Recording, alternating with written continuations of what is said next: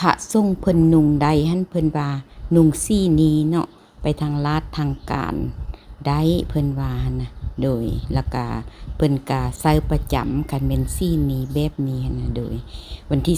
26เดือน10เนาะอีก4-5 มื้อนี่แหละเนาะก็ฮอดแล้วก็ขอเชิญชวนทุกคนเด้อมาเป็นเจ้าภาพเจ้าสถานนำกัน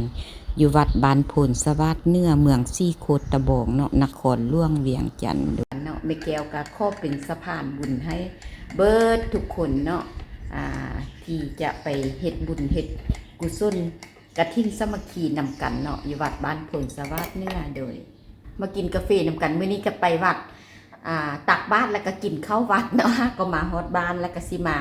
แพ็คเครื่องให้ FC ที่สั่งผู้นี้ก็สั่งกาแฟ1วิลาซิน1แล้วก็คอลลาเพียว1เนาะผู้นี้เพิ่นก็เอากาแฟ2แล้วก็วิลาซิน1เนาะโดยกระเทียมก็สั่งหลายคนเนาะกระเทียมก็ได้ก็สิได้แพ็คส่งคนแต่ว่าผู้นี้หั่นเพิ่นทุนบ่พอเนาะทุนบ่พอเพิ่นก็เลยว่าสั่งเอา5 เม็ดแม่แก้วก็แบ่งค่ายให้เนาะเป็น3 เม็ดบ่เป็น5 เม็ดแม่แก้วก็แบ่งค่ายให้ได้เนาะเพราะว่าแม่แก้วซื้อกินแล้วก็ค่ายพร้อมเนาะแม่แก้วซื้อกินแล้วก็ค่ายพร้อมผู้ใดบ่มี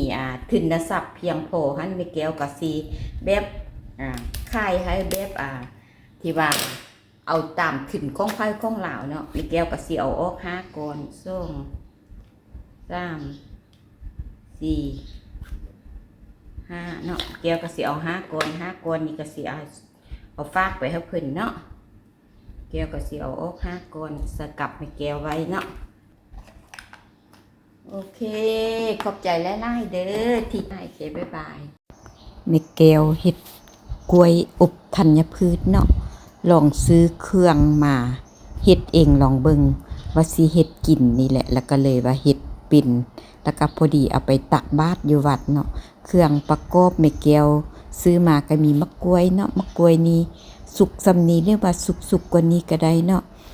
แล้วก็มีพวกธัญพืชทั้งหลายนี่มีมักละแซงดำละแซงข้าวถั่วหิมพานต์งาดำงาข้าวอัลมอนด์เนาะแกนมักเฮาก็เอามาใส่อันนี้แม่นอาหารที่ว่ามีคุณค่าดีต่อร่างกายเนาะแม่แก้วเฮ็ดนะแม่แก้วก็เลยว่าหายไปตักบาตรก่อนเนาะจังสิเฮ็ดกินถ้าผู้ใดอยากกินนำแม่แก้วก็สั่งมาได้เด้อแม่แก้วสิแบ่งขายให้เฮ็ดกินนะเพราะว่ามันแซ่บเด้สาธุเอาบุญนำกันอันนี้ก็แม่นตักบาตรมื้อเช้าเนาะ